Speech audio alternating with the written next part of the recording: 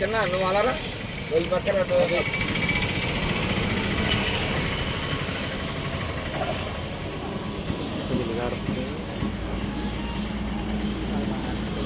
సహజమైన దేవుని యొక్క ఘనమైన ఏర్పాటును బట్టి మానవునికి దాహం తీర్చినట్లుగాను ఆకలి దప్పిలు తీర్చినట్టుగాను ఆయన ఆహారమును పానమునై ఉన్నాడని ప్రభువైన యేసుక్రీస్తు యొక్క దైవ వాక్యము యెషయా గ్రంథం 55వ అధ్యాయం నుండి ఈ విధంగా తెలియజేయబడుతూ ఉంది.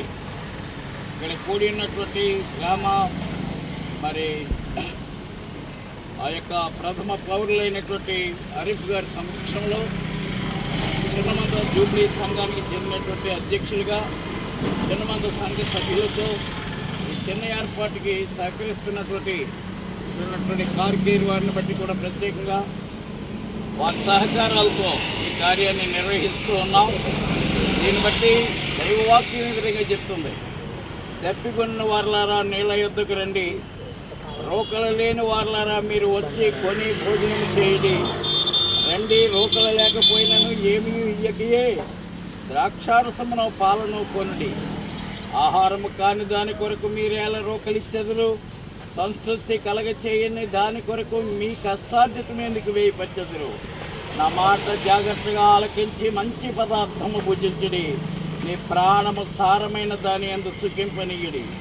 ఈ వాక్యం ప్రకారంగా దేవుడు మనకు అనుగ్రహించినటువంటి ఈ చిన్న సహాయాన్ని అరీఫ్ గారి యొక్క సమక్షంలో గ్రామ పంచాయతీ ప్రథమ పౌరులుగా ఇలా చేయండి. ఈ ప్రథమ పౌరుల యొక్క ఉద్దేశానుసారంగా శుభాశీర్వాదములతో ఈ దినము జరగబోయేటువంటి పానీయార్పణములను ఆశీర్వదించి అనేకుల దప్పికలు తీర్చి అనేకులకు దాహార్తి తీర్చి దారి మార్గంలో ఎవరు సమస్య లేకుండా ఈరోజు జరిగేటువంటి మార్కెట్ విధానంలో గొప్ప సహకారమై ఉండినట్టుగా ఇక్కడ సహకరిస్తున్నటువంటి ప్రియులకు ముఖ్యంగా తోడేయండి. తీవ్రమైన ఎండ తాపములన్నింటినీ తొలగించి మీ బిడ్డల ద్వారా క్షేమం పొందమని క్రీస్తు పరిశుద్ధ నామమున దీవిస్తూ అడుగుతున్నాను పరమ తండ్రి, ఆమేన్. కొంచెం కలిపి అరీఫ్ గారి ద్వారా